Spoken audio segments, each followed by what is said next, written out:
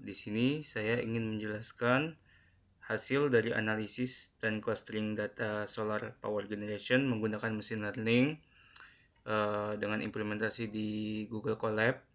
Yang pertama itu ada import library. Di import library ini, langkah pertamanya saya mengimpor library yang dibutuhkan. Saya menggunakan NumPy, SNP, Pandas untuk pengelolaan datanya, Matplotlib dan Seaborn untuk visualisasinya, dan untuk proses mesin learningnya seperti processing dan splitting data dan pembuatan modelnya. Dan yang ketiga itu adalah load datasheet. Ini datasheet ini dimuat dari Google Drive yang menggunakan Pandas yang kita masukkan tadi di Pandas ini, di Google Drive ini. Terus dia untuk menginformasikan daya yang dihasilkan dan juga suhu lingkungan, parameter operasional, dan dari pembangkit listrik tenaga surya yang sudah saya masukkan, data yang sudah saya masukkan di dalam drive. Ini hasilnya, data dari Google Drive ya, setelah dimasukkan codingannya, source-nya. Dan yang step keempat ini ada eksploitasi data awal dan juga data processing digabungkan. Ini berfungsi untuk eksplorasi data untuk memahami karakteristik datasetnya dan juga melihat jumlah data dari tiap kolomnya serta mengecek apakah terdapat nilai kosong atau missing value. Nah, ini kita bisa lihat. Dan juga data processing itu adalah data yang meliputi fitur yang relevan dengan pemisahan antara variabel input dan targetnya. Nah, itu bisa kita lihat pada sini ya, pada data yang di bawah ini itu adalah data processingnya. Oke, lanjut ke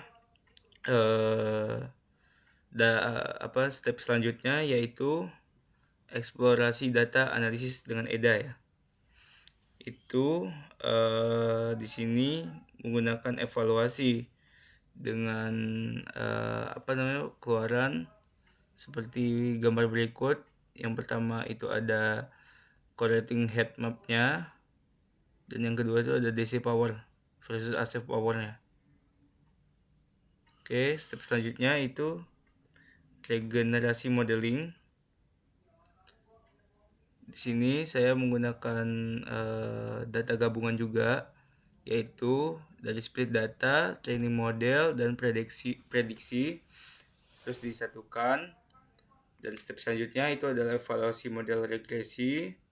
Di evaluasi model ini ada hasilannya, yaitu MAE, RMSEE, dan R kuadrat. Dan step selanjutnya itu ada clustering inverter, K-means, yaitu dari 3 gabungan data, yaitu ada agregasi per inverternya. Yang kedua itu ada normalisasi, dan yang terakhir ada K-means. Ini disatukan dalam satu codingan. Ini bisa dibuat terpisah dan juga bisa disatukan seperti ini. Dan step selanjutnya itu adalah visualisasi clusteringnya. Di visualisasi clustering ini kita bisa melihat bahwasanya clustering kinerja pada inverter PLTS-nya. Seperti ini datanya. Dan ini adalah datanya dari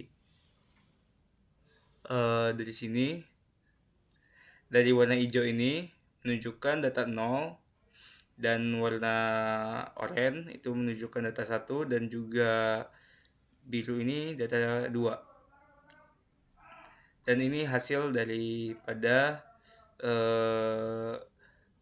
hasil akhir dari step by step yang sudah kita lakukan, yaitu ada DC power, AC power, dan daily yield.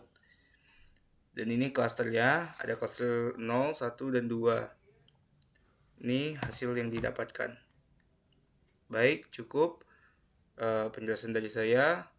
Terima kasih. Wassalamualaikum warahmatullahi wabarakatuh.